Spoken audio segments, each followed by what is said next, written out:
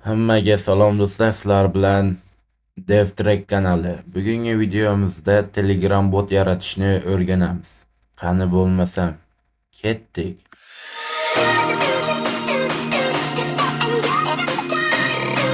Xo'p do'stlar, bizga birinchi navbatda bot fazer kerak bo'ladi. Bu bot fazerni Telegram kanalimizga ham tashlab qo'yamiz. Yoki bo'lmasa videoni opsiyasida ham, kommentariyada ham qoldiraman. Hop, birinchi navbatda new name'ni bosish kerak, ya'ni bu botning ismi. Keyin ismini kiritasiz botni. Shu paytda kanalimizga obuna bo'lib qo'yishni esdan chiqarmang.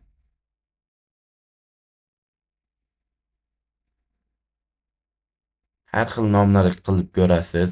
Bu botimiz kodsiz ishlaydi. Endi esa botga anavi berish, nima desam ekan, username berish. Ya'ni Telegramlarda qidirasizki bir narsa qilib, masalan, bot fazer deb qidirayotganingizda обязательно o'sha botingizni original ismi, ya'ni boshqa botlar ishlatila olmaydigan ism bo'ladi, username deb. Hop, bu yerda devtrack bot ishlatilgan ekan. Yana bir qancha botlar bor ekan.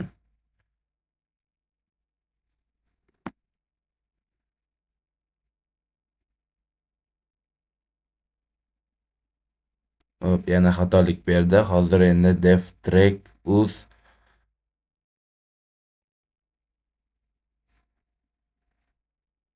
deb yozib ko'ramiz, yana boshqa usullarida.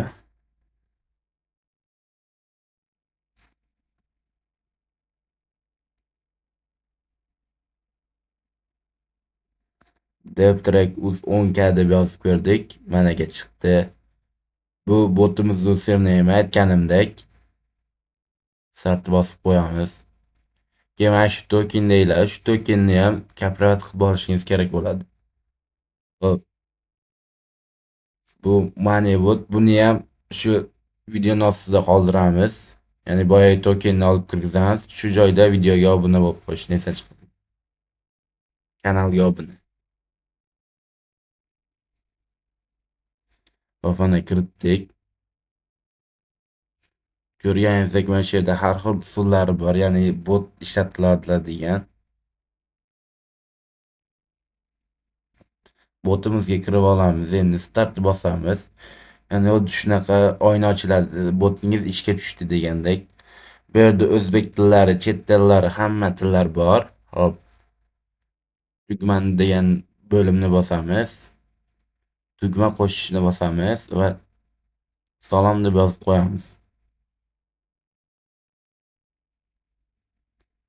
Hop, endi bu salom deb bosgandan keyin chiqadigan xabarni yozamiz.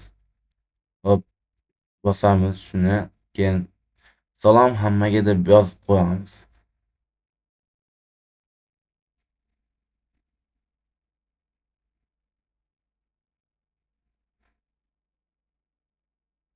Mana aka. Stop qilamiz.